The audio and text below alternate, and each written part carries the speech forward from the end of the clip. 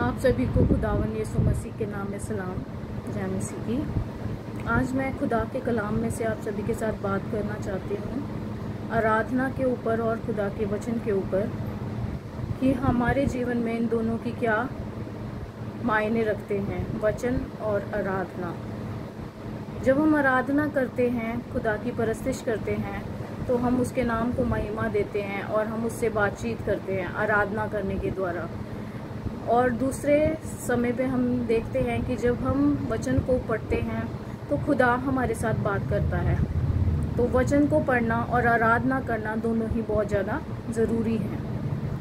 एक आराधक अगर हफ्ते में संडे वाले दिन जाकर चर्च में आराधना करता है, 3-4 घंटे आराधना में अपना समय लगाता है और हफ्ते के बाकी दिनों में एक हारा हुआ मसीह जीवन जी रहा है, क्योंकि ना तो वो वचन के ऊपर ध्यान लगाता है ना वचन को पढ़ता है, तो उसका कोई फ़ायदा नहीं है। इसका मतलब यही है कि वो एक हारा हुआ मसीह जीवन जी रहा है।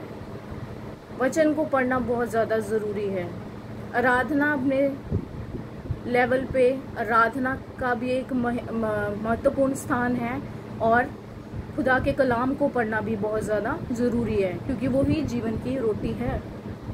उसके बिना हमारा गुजारा नहीं है। जैसे हम हम शरीर को अपने जब हमें भूख लगती है तो उसको खाने के लिए रोटी देते हैं, वैसे ही हमें आत्मिक उन्नति करने के लिए, आत्मिक तौर से जीवन जीने के लिए आत्मिक भोजन की आवश्यकता है।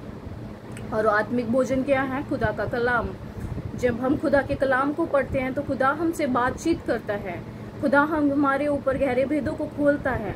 इसलिए आराधना करना और खुदा के कलाम को पढ़ना दोनों बहुत ज़्यादा ज़रूरी है और दोनों ही महत्वपूर्ण हैं हमारे जीवन में, और दोनों का एक लेवल बना रहना बहुत ज़्यादा आवश्यक है। आराधना करने के द्वारा हम देखते हैं कि हमारे जीवन में बहुत सी आशीषें आती हैं।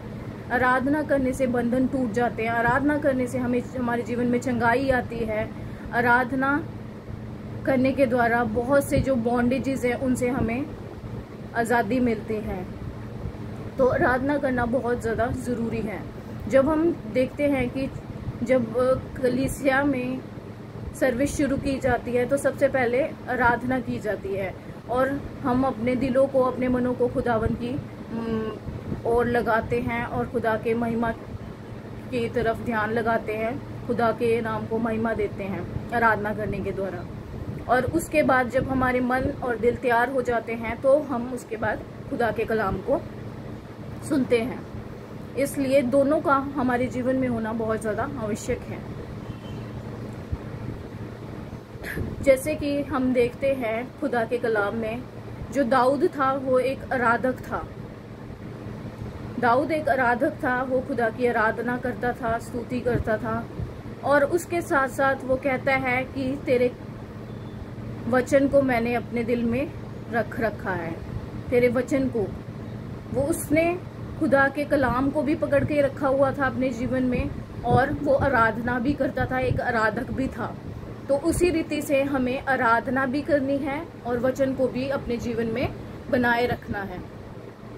जब हम सिर्फ आराधना ही करते हैं तो हमारा खुदा के साथ हम बात कर रहे हैं, मगर हमें जवाब भी तो चाहिए। जब हमें जवाब कैसे मिलेगा खुदा से? हम खुदा की स्तुति कर रहे हैं, आराधना कर रहे हैं, खुदा के नाम को महिमा दे रहे हैं, ऊंचा कर रहे हैं खुदा के नाम को, उसकी परस्तिश कर रहे हैं, मगर हमें खुदा से आंसर जो चाहिए, हमें कैसे आंसर मिलेगा खुदा से? उसके कलाम में हर एक बात का जवाब है। इसलिए खुदा के कलाम को पढ़ना बहुत ज़्यादा ज़रूरी है। उसके कलाम को जब हम पढ़ते हैं तो वो गहरे भेदों को हमारे ऊपर खोलता है। इसलिए आज का कलाम जो मैं आप सभी के बीच में लेकर आई कि आराधना और वचन को पढ़ना दोनों ही हमारे जीवन में होना बहुत ज़्यादा ज़रूरी है, एक अच्छा मसीह जीवन जीने के लिए, एक आत्मिक उन्नति वाला जीवन जीने के लिए। इसलिए प्रियो, आप सभी भी खुदा के कलाम में बढ़े, खुदा की आराधना करें और उसके नाम को ऊंचा करते रहें। प्रभु आप सभी को बहुत ज़्यादा आशीष है। जय मसीह की। God bless you all.